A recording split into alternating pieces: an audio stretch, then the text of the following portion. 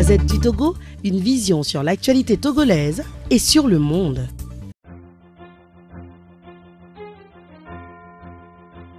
Nous avons pensé de nos commissions suite aux différentes parties prenantes que nous avons rencontrées. Moi, personnellement, je suis sénégalaise, je connais Y'en a marre, mais je ne peux pas vous donner le numéro de téléphone du leader de Y'en a marre parce que je ne l'ai pas. Par exemple, l'association African Rising qui a été lancée au mois de mai au Sénégal, les membres de Y'en a marre étaient au lancement officiel. Donc c'est un mouvement que nous considérons comme les autres. S'il y a d'autres mouvements également, parce que African Rising, c'est des individualités, mais également c'est des institutions qui peuvent y adhérer. Ils sont libres d'y adhérer.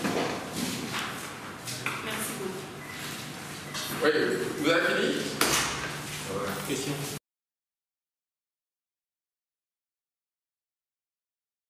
Quelque chose à ce que ma collègue dit. En fait, quand elle dit ça sera rendu public, c'est pour vous dire que cette conférence de presse fait partie de la dernière étape de notre mission à Lomé, rencontrer la presse. Parce que vous n'êtes pas sans savoir que dans les médias sociaux, nous on ne veut plus que ce soit des médias comme France 24, comme RFI, qui nous informent. On est dans notre pays, mais souvent les informations que nous donnent, vous êtes des médias, vous savez comment c'est traité.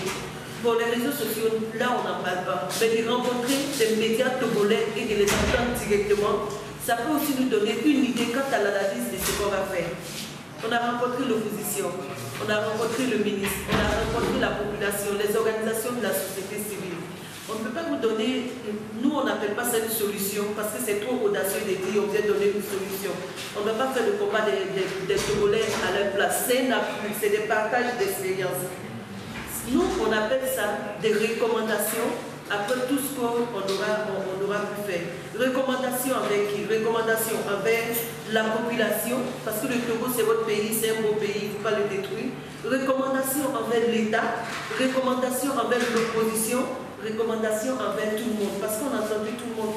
Et aujourd'hui, on entend la presse, on aura certainement l'impression de la presse, et on pourra aussi entendre quand même des pays qui ont vu, d'une manière ou d'une autre, des révolutions dans leur pays, dire on vous recommande ça et ça.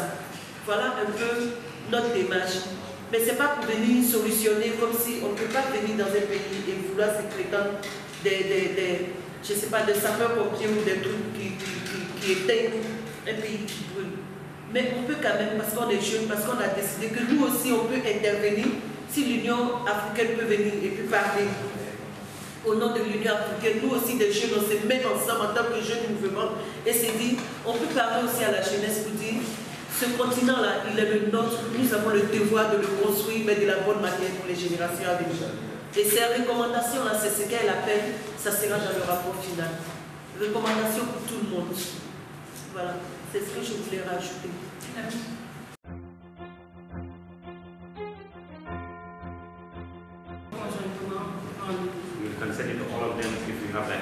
Si vous avez signé la feuille de présence avec les emails, vous les recevrez. Si, comme j'ai dit, allez sur le site web, vous aurez toutes les informations. Le site web de African Rising.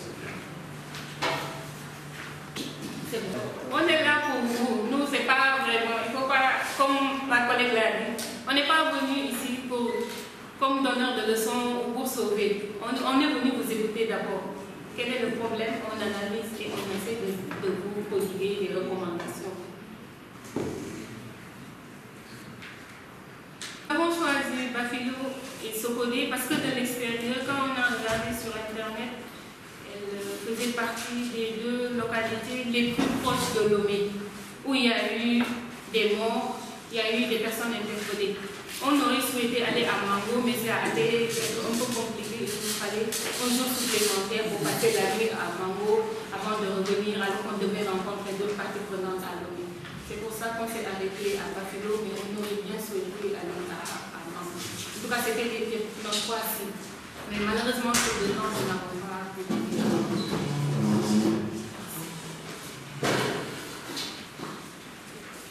et à la dignité en tant qu'être humain. Donc quand vous verrez, et comme je l'ai dit tantôt, les organisations peuvent venir adhérer, comme les individualités peuvent venir adhérer. si effectivement vous croyez que notre message est clair et ce que nous sommes en train de promouvoir est quelque chose qui peut devenir possible. Il faudrait ajouter quelque chose. Ce ne sera pas une traduction, mais de façon assez avancée, je vais rajouter d'autres éléments d'information. Donc, par rapport à pourquoi African Rising, donc, je dirais qu'aujourd'hui, on a senti qu'il y avait un élément qui manquait au niveau de la façon de fonctionner de la société civile africaine de façon générale. Aujourd'hui, vous allez en RDC, eux, ils ont même créé la 4e voie pour dire qu'eux, ils ne sont ni du gouvernement, ni de l'opposition, ni de la société civile. Donc c'est la voie de la jeunesse. Ils ne se retrouvent plus dans la société civile. Parce que parfois on peut dire que la société civile est soit avec l'opposition, ou ils sont en train de faire des business avec le gouvernement, etc. etc.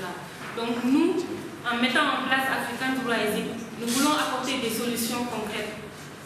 On ne va pas attendre que la crise perdure, on ne le souhaite pas, ou la fin de la crise pour venir dire voilà, nous sommes là, qu'est-ce que nous pouvons faire. Dès l'instant qu'on a été informé, on a dit qu'on va partir à Lomé. On était supposé même être là la semaine passée. Malheureusement, après quelques réglages, on n'a pu venir que cette semaine. Aujourd'hui, le Kenya est en train de faire également une crise.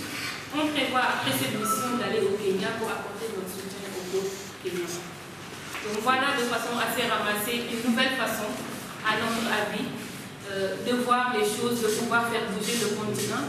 Et puis peut-être juste une dernière chose, sur les prochaines 5 années, nous souhaiterions être autonomes et être financés que par des Africains.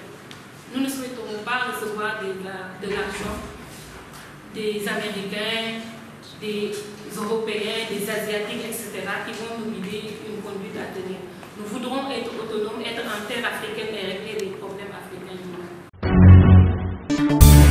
La Gazette du Togo, une vision sur l'actualité togolaise et sur le monde. Rejoignez-nous sur le www.lagazettedutogo.com ou sur nos comptes Facebook, Twitter et YouTube. Pour tout contact, écrivez à contact@lagazettedutogo.com ou appelez le 92 80 88 53. La Gazette du Togo, c'est l'information en continu.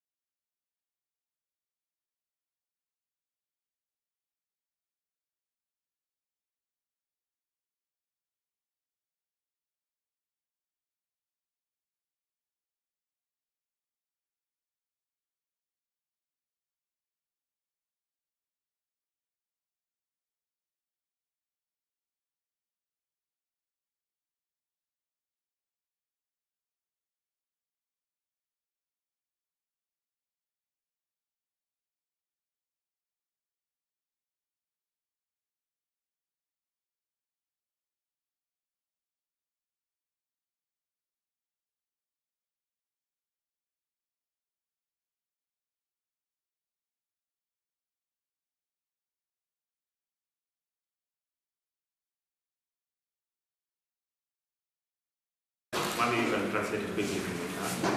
Like why African writing? Why do we have African writing? African writing came into being when civil society, that is NGOs, trade unions, faith-based organizations, youth movement, women movement, people in different aspects of society of Africans came together to say that we are missing something. That's a missing element in the civil society. The civil society is not proactive, it's not responsive to the needs of Africans. Most of the time they are influenced by the West. So we need to create something. So big organizations, big Pan-African organizations came together. The likes of African Council of Religious, African Religious Council of African Religious Council leaders, African Trade Union Congress, based in Lome here, the bigger NGOs like Axonet, Oxfam, Civicus, and many others came together to say, let's create a new thinking around how African civil society can be relevant to Africa. So they kind of consult more than 400 people across the continent to understand what are the needs of the people around civil society response. So that was a political conference where people have validated the idea. That's where this paper that is circulated is validated. When it's validated, then people agreed that, okay, we need to kind of create a movement that should be able to do things that NGOs, traditional NGOs, or other groups are not able to do for Africa.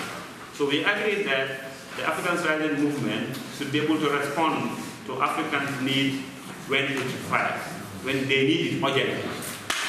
And that when people are in crisis, we need to be there with them.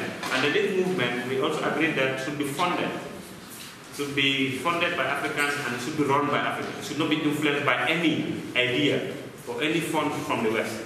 We should be in solidarity with the people of Africa when they're in crisis. So from the launch to date, the movement has been responding to different situations and crises within the continent to be in solidarity with the people where it matters. So Togo is in serious crisis. That's why the movement is here to talk to all stakeholders, and then you will hear from us what is the stamp of African society. And the movement is targeted to be in all the countries in Africa. But during the validation conference and on launch, more than 44 countries across the continent have members of African society. And Togo, as a country, have members from the civil society who are in African society. So we have to be in solidarity with the people who are part of African society. That's why we're here. Can I say at one point? African society is a movement that has its members purely Africans. That is, Africans who are living in Africa, and as well as Africans who are living in diaspora. So the diaspora element is very strong. That means we cannot develop Africa without working with our brothers who are in the diaspora. So they have a bigger role and bigger voice in this movement. Just want to put that. Donc, pour les membres de African Rising, nous comptons sur les Africains qui résident dans le continent, mais également les Africains qui sont dans la diaspora pour pouvoir porter le combat. Nous avons encore 3 minutes pour finir la conférence de presse. S'il y a une question, nous allons la prendre.